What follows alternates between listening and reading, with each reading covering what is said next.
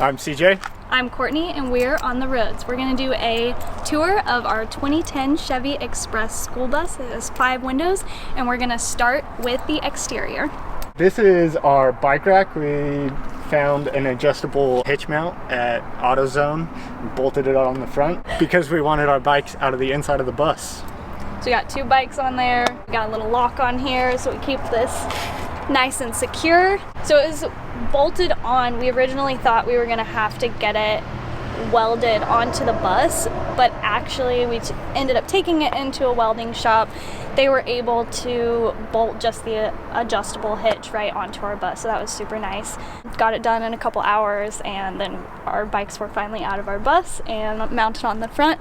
Makes it a little longer in the front, so driving is a little different with them on the front versus inside, but we've gotten pretty used to it. So alright, this is our water fill. We bought it at Home Depot, just cut a hole in the side of the bus. Fills up our 40-gallon tank on the inside. This is a lockable gas cap, which we realized we need in Seattle because it got stolen while we were sleeping. Yeah, our gas cap got stolen, and we're pretty sure they took some gas as well, but we're not sure. We were literally sleeping inside the bus when this happened in a Planet Fitness parking lot, and yeah, so that got stolen. And then a couple nights later, we were in another Planet Fitness parking lot, a different one, and both of our license plates got stolen. So that has been a whole mess to deal with, and they were nice enough though to put the screws back in. So we still have those. We'll be able to put our new license plates back on when we receive them.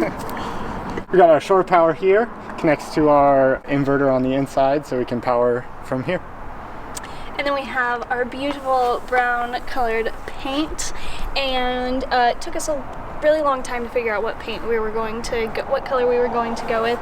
So first we sprayed it on, we got some Shurkin paint, we did a little spray coat, and then we decided to do another coat where we rolled it on. It went on a lot better. And then I hand painted all of these beautiful black accents. This is our beautiful door that you can see here. It the worst thing ever. Opens just like any normal bus door, but we did have like the normal, you know how the bus drivers like pull up and they have the little door that they open with their handle in there. We had all of that in there. But then one day I came to the bus build, I was just hanging out, and I realized that it was all gone. My husband, CJ, had taken it out.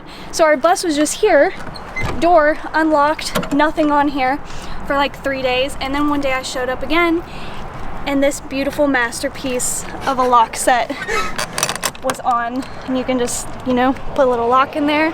It's perfect. All right, that's it for the outside. Let's go in. We put fake turf down on the floor.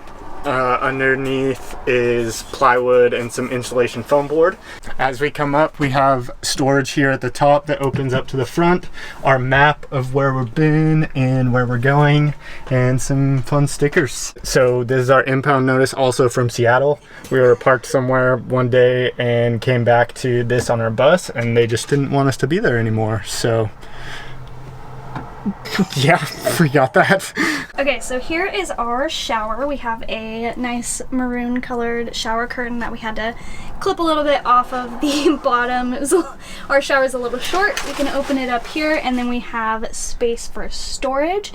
If we're gonna shower, we obviously take all of that out, and then our nice shower head comes off here, so it's a little bit easier to wash. We also have a seat in here just because the shower is a little bit short on this side of the bus. You can sit down, have a nice shower. So this is our kitchen area. We have some cooking space right here. This is all stained a nice dark color. We have our sink, working water here. Nice window that we can look out. We can also use it if we need to dump out some water or something out that side. This goes outside our window as well, so we're able to take a shower from outside if we don't want to use the shower right there. Then we have our ice machine right here. Plug it in, put some water in, 7 minutes, you've got some nice ice. You can get your iced coffee. And then underneath the sink we have storage. We've got our stove under there, tools, alcohol, all the necessities for a good bus life. So under here we also have more storage. We got these nice containers that we got at Target. Those are wonderful. You can see through them so you know exactly what you're getting at and exactly what has moved around and shifted while you've driven in your bus. We also have some overhead storage, one right here and then one right over here. This one is more used for our bathroom stuff, goes along with our shower, and then this one is a little bit more kitchen items, our plates, cups, and silverware, and things like that. All right, this is our full-size bed we have here in the back, lifted up pretty high so we can get our dog crate underneath and all this extra storage room under here. Over here on the top, we have a headboard with an outlet with 2 USB plug-ins. Underneath the headboard is storage for all our winter clothes, extra stuff like that. On the other side, we have our TV, some more storage up there at the top, and another outlet over here on this side.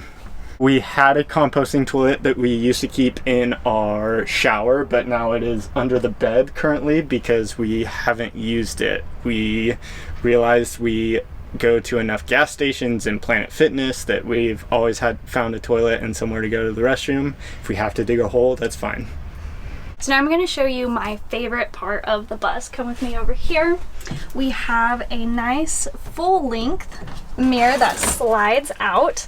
This is one of the parts of the bus that I asked CJ to make for me. I said, there's no way I can live in a bus unless I have a full-size mirror, and he made it happen. So there is that. Nice little hook so while we're driving it doesn't slide out. And then we have a closet. Fits all of our shirts in here, and then we have 2 little shelves down there with our pants. This is some miscellaneous storage. We have food storage, which is always a mess from driving in there. And then we have hats, swimsuits, other random things that we wear. Then we're gonna come over here to the shelf. This is also random things that we need to grab really often we put up here so we don't have to dig through our storage under the bed and things like that. So we have like a speaker, the camera, ibuprofen, all of that goes up there. Down here we have our fridge, which is just a fridge. We don't have any freezer storage, so everything that we have in there we have to use up pretty quickly. And then we have our little snack basket right here. The fridge space also sometimes becomes a little bit of storage area, and then as we need to get into the fridge, it gets cleaned off and then that stuff gets put back eventually. Then we have our couch over here. We've got some nice fluffy cushions. I love to sit here, look out the window, read a nice book. It's super fun. And cover up with a blanket when it's chilly. It's just a really nice place to hang out. So here's our couch. Very comfy. We got these cushions put on with some Velcro. So we are going to show you what's underneath the couch now. We're going to move all of these pillows and the blanket. I'm going to lift this up here, and we have so much space under here for our batteries. Go ahead. This is our 2000 watt inverter charger that connects to our 300 amp hour lithium ion batteries, all charging off the solar panels up at the top. We have 400 watts. Yeah, we have 400 watts of solar up on the top, so we charge it up and it runs all day. So one of the things that we put a lot of thought into how we were going to do things is the lighting, and we discovered literally on Amazon these movable lights. They have a magnetic strip on them. We can hook them to anything magnetic. Sometimes we put them on the breaker box. We have these little stands that we have all over the place they connect to, and then we also have remotes that go with them, so we can change the temperature of the lighting, we can change how bright they are, and then we can also put a timer on them. If we're climbing into bed, 15-minute timer, lights go out. They last, so they charge up pretty fast with a USB, and they last about, I would say, 2 or 3 hours. And then we kind of rotate when we're charging them. We plug one in. When that one's done, we plug the next one in. It's really nice. All right, so now I'm going to talk about one of our biggest changes we would make in the bus is our AC unit. We have a Dometic unit up on the top that we built into it. It can run off our battery bank for about 2 hours at max, and it has not helped a lot. No, it cools off the bus really fast, so that is a positive of it.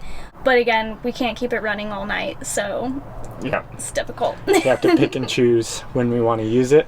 I didn't put the original backing unit on back into it, because if I did, I wouldn't be able to stand all the way up. So I built this ceiling panels to fit right in where it's supposed to go, and then sealed it all up right there and put our own vents in. For insulation in the bus, in the floor, we did 1/2-inch foam board insulation with aluminum tape to seal it up, and it's a floating subfloor. Same thing on the side walls. I think it was 1-inch foam board insulation, covered up some of the windows, and then up on the top I did the foam board insulation with good stuff spray also. And then to cover that all up, we used common board 1x4s, covered it all up. So we've been doing this almost 6 months now. Took about 6 months for the build, 6 months in the bus, and at first we absolutely hated it. We had to get past the couple month period of figuring out how to live in the bus and how to be in this small space, how to find where we were going to stay every night, how to cook our food. Like, everything is just a little bit different. And then after we got through that period, I would say we love it. Like, it's home now. It's home now for sure. There's a lot of things we would do differently in the build, but it works. Everything works. We're able to drive wherever we want. We can stay at whatever campsite, and we're having the time of our lives. We bought the bus for about $11,000 at first, and then put another $13,000 into it, building it out and making it our home. We were so lucky that we didn't have to do anything with the engine. We bought it, we had a mechanic check it out, and everything was great. So the bus itself was running perfectly fine. We've kept up with the maintenance as far as like oil changes and things like that. And the only thing we had to put into the bus was literally building it out. So that was really lucky. We basically had no experience before building out the bus. We found YouTube videos, we reached out to people on Instagram, we were asking all sorts of questions. It's one of those things that you think is really intimidating when you first look at it. You see these builds, you're like, there's no way I could ever do that, but we did, and we could do it. So it was really a fun experience learning, you know, how I used a drill like for the first time in several years, just putting things together, and that was fun, and I would definitely do it again.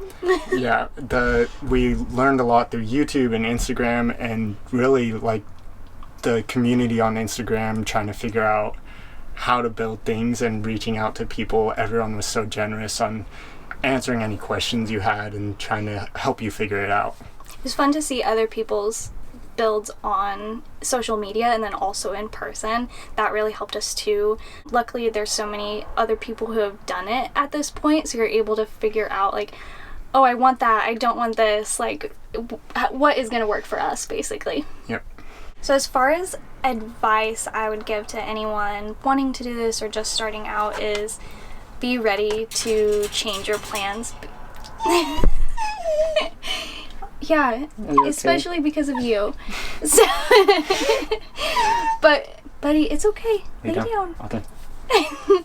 So you should be ready to change your plans. You should be ready. Like, we saved up a lot of money to be able to do this, which is a really good thing, because the one thing that we thought was going to make us a lot more money didn't actually end up happening. So if we weren't prepared for that, we would not be here today.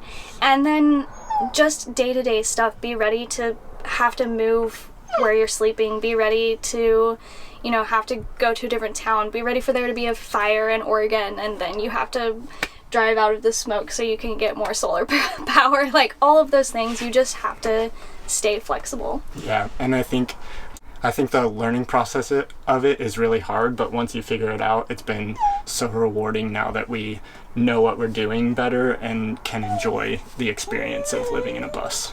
So before bus life, I was a gymnast competing on the national team for a long time. I originally in Missouri, and then I moved out to Virginia right before COVID happened. And then once that shut everything down, it kind of changed my perspective on things and ended my gymnastics career competing wise, and continued coaching until we decided to do bus life. Bus life. Yeah. So in my past life before bus life, I worked in DC. That's what brought me out there, going to school and then working. And, you know, the pandemic hit and we went camping all the time. We were kind of getting out of the city as much as we could at that time. And we were sitting there together around the campfire one day, and we were like, how can we do this forever? We want to do this for the rest of our lives. And that's kind of where the idea of traveling full-time originated. And so it took a while to find a vehicle that we were actually able to purchase and then convert, but as soon as we found the bus, we bought it the next day. CJ ended up driving it out to Missouri so we could convert it there, and then our adventure really began. I'm CJ. I'm Courtney. We're on the roads, and this is our 2010 Chevy Express 5-window skoolie. We are on TikTok and Instagram. You can find us at OT Roads, and the link will be in the description below. Thanks for watching our tour. Okay, so I hear flips are nothing for you. No problem. Okay, let's see the side flip you're talking about. All right. Front flip. Oh man. Oh, That one was bad. flipped. Oops. That's all right. What else? Back flip. Got you. No way. No way. Do that again. Do that. It looked too cool. Oh my gosh, wow. Wow. You see this? I never met a... Can you do that? Yeah. No. No, I can't. What's your favorite move? On the ground? Yeah, just like right here. I mean, backflip's always fun. Backflip's cool. Yeah. It's always fun. Wait, don't you do some stuff off the bus too? Yeah. Yeah. Oh, yeah. I want to show him. Let's go over here. I can do it. I know this tour is a little bit different than normal. But, so, I've had a school bus deck before, and I have a ladder, right? This man don't need a ladder. We forgot to buy one. So he's gonna prove it. Go.